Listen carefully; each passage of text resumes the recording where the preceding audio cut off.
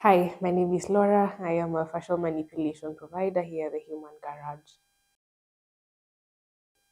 Lower back pain manifests as pain around your lower back area, and sometimes it can go to your glute area and even down the legs sometimes. And usually we see it manifest, especially when you do certain movements such as bending, when you stand a lot or you walk a lot.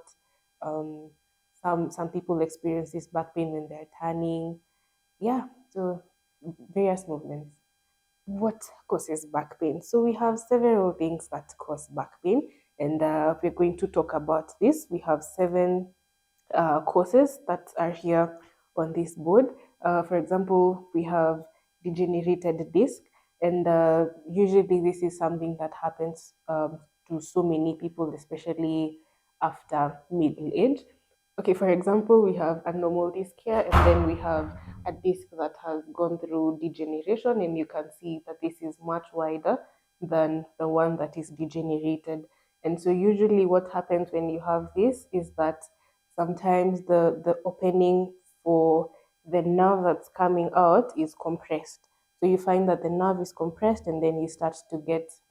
So another cause of lower back pain is facet syndrome, where we have the facet joint dysfunctions, and this could look like a narrowing of the disc at the back, which could compress the nerve that is coming out of the spine, or it could also be the facet joint misalignment.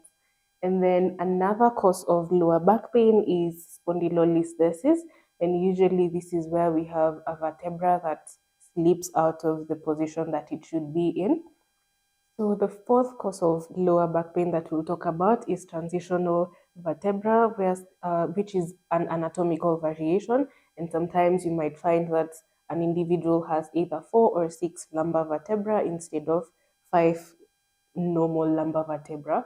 And usually this causes biomechanical variations. Another cause of lower back pain is stenosis, and usually this is the narrowing of the spinal canal. And when this happens, then the spinal cord is compressed, and usually you get neurological symptoms from this condition.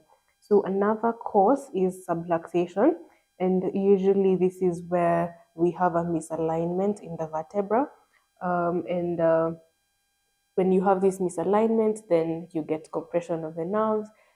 It could also affect the soft tissues around the vertebra, which could cause pain and neurological symptoms.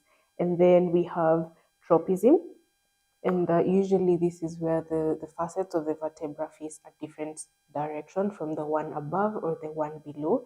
And this really affects the biomechanics of the spine and of the lower back in general.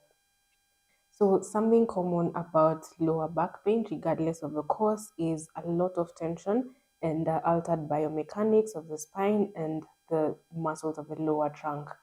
So with fascial manipulation, we are able to balance the integrity of the tension in your body and relieve a lot of the tension that you have in your back.